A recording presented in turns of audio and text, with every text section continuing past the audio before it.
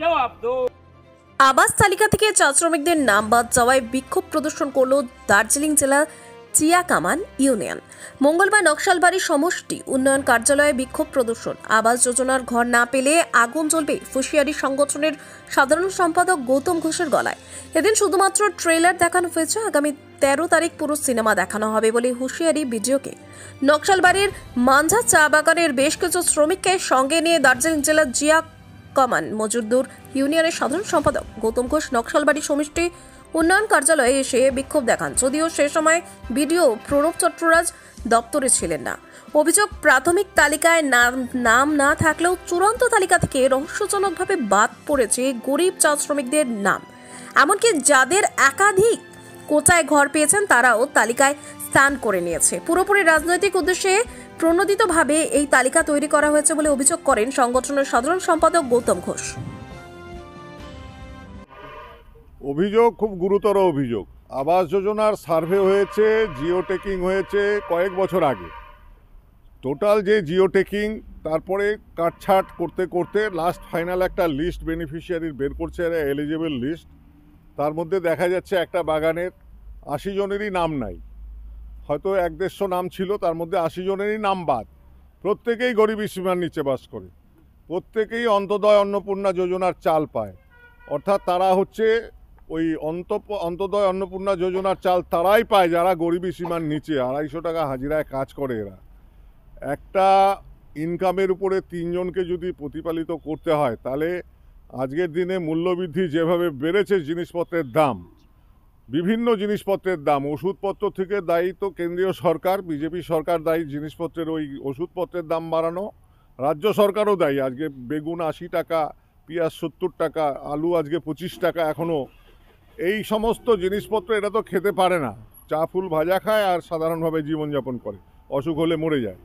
তো এই অংশের মানুষ হচ্ছে ডিপ্রাইভ একেবারে।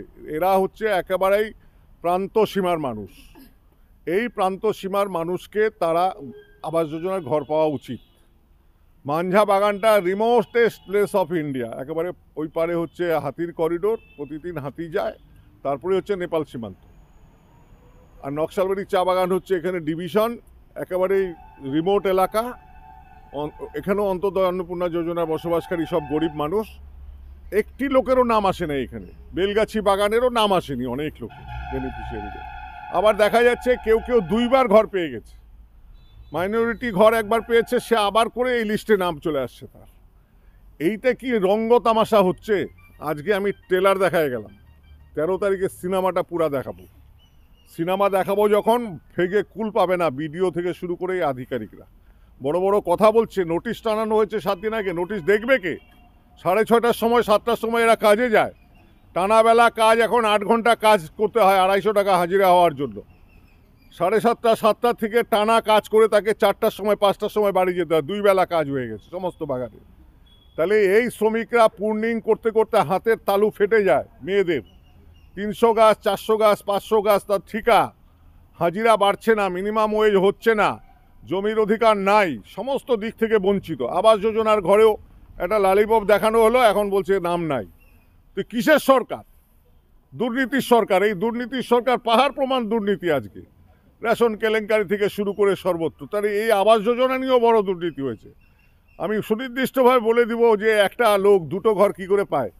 মাইনরিটি কোটায় ঘর পেয়েছে, আবার সেই একই ব্যক্তি আবার এই কোটাতেও তার ঘরের স্যাংশন হয়ে আছে। তো এরকম উদাহরণ আছে। তো এই বিষয়গুলিকে সামনে রেখে আমরা আজকে ট্রেলার, পরিষ্কার কথায় পরের দিন এখানে আগুন জ্বলবে বিডিও অফিসের ক্যাম্পাসের ভিতরে। প্রস্তুত থাকে যাতে বিডিও সাহেব ভেগে কুল পাবে না, বলে দিলাম। আমি গৌতম ঘোষ, সিআইটিউর সাধারণ সম্পাদক, দার্জিলিং জেলার চিয়াকামান মজদুর ইউনিয়নের। আমি হচ্ছি জেনারেল সেক্রেটারি দার্জিলিং জেলার। আমার নামে এই কথা ছাপবেন।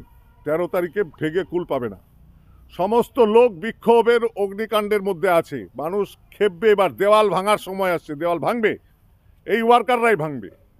এবং প্রকৃতপক্ষে আজকে সব দিক থেকেই বঞ্চিত চা শ্রমিকরা। ইকোনমিক্যালি যদি বলেন, একদম ভালনারেবল সেকশন হচ্ছে টি ওয়ার্কার, চা সমাজ। এই চা সমাজের উন্নয়নের জন্য একটা ঘর বড় বড় কথা বলছে ওখানে কি চা সুন্দরী প্রকল্পে ঘর পায়রার খোপ বানিয়েছে 2 কিলোমিটার দূরে 4 কিলোমিটার দূরে নদীর তীরে। সেই ঘরে কেউ যায় না, এই ডুয়ার্সে হচ্ছে ঘরে, এই এলাকায় তলায় তো হয়নি চা সুন্দরী প্রকল্পের, ওই ঘরে কেউ যাবে না। আমাদের সুনির্দিষ্ট দাবি হচ্ছে সরকারের কাছে যে যেখানে বসবাস করে তাকে সেইটুকু জমির যে সেখানে তার স্বাভাবিকভাবে বসবাসের জায়গা, সেখানটাই তাকে জমির অধিকার দিক, রাইট দিক, পর্চা দিক। আমরা এটাই চাইছি, অধিকার চাইছি, রাইট, ল্যান্ড রাইট। এটা যদি না হয় আগুন জ্বলবে। আমরা বলছি তো এই চা ওয়ার্কাররাই হচ্ছে বিদ্রোহের ঝান্ডা তুলবে, এবং এই জন্য প্রস্তুত থাকতে হবে গভর্নমেন্টকে, মমতা ব্যানার্জিকে, নরেন্দ্র মোদীকে। চা প্যাকেজের নামে 1000 কোটি টাকা একটা পয়সা চা শিল্পের উন্নয়নের জন্য দেয়নি এখন পর্যন্ত। বাজেটে 1 টাকা বরাদ্দ নাই চা শিল্পের শ্রমিকদের জন্য। নির্মলা সীতারমণ বাজেট পেশ করেছে, 1টা টাকা বরাদ্দ নাই।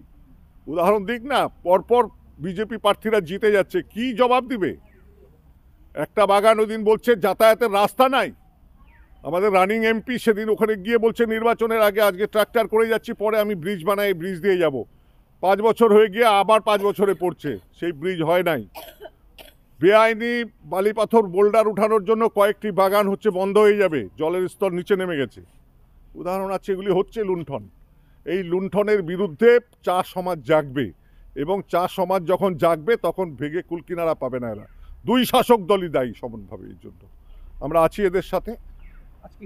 আজকে ডেপুটেশন চিয়াকামান মজদুর ইউনিয়নের পক্ষ থেকে দিলাম। এটা হঠাৎ দেওয়া, বলে গেলাম আজকে ট্রেলার, পরে সিনেমা হবে 13 তারিখ। 13 তারিখে এখানে ব্যাপক জমায়েত হবে।